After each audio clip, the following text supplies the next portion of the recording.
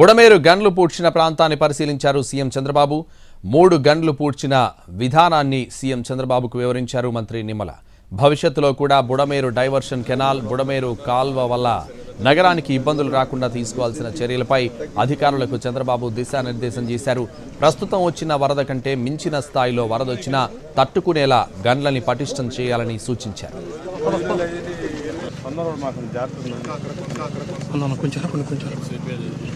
అందరూ ఎవ్వడికి తోచిన విధంగా వాళ్ళు సహకరిస్తున్నారు. కానీ ఇప్పుడు కూడా వైఎస్ఆర్ కాంగ్రెస్ పార్టీ మాత్రం విషం జిమ్మే పరిస్థితిలో వచ్చారు.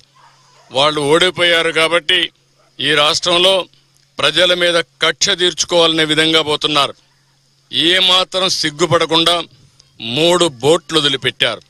ఒక్కొక్కటి 30 టన్నులు, 11,20,000 క్యూసెక్స్ నీళ్లు పోతా ఉంటే బాధ్యత లేకుండా 3 బోట్లు వదిలిపెడితే ఏవైతే కౌంటర్ వెయిట్ వచ్చి అవి గుద్దడం, అదే గాని కౌంటర్ వెయిట్ కాకుండా అదే గాని కాలం గుద్దుంటే కాలం ఆటోమేటిక్గా కుంగిపోయేది.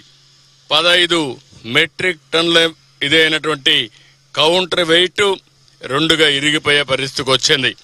అందరూ ఎవ్వడికి గత పాలకులు వ్యవస్థలను భ్రష్టు పట్టించారని మండిపడ్డారు సీఎం చంద్రబాబు. చాలా మంది సహకరిస్తున్నా వైసీపీ మాత్రం విషం చిమ్ముతోందన్నారు.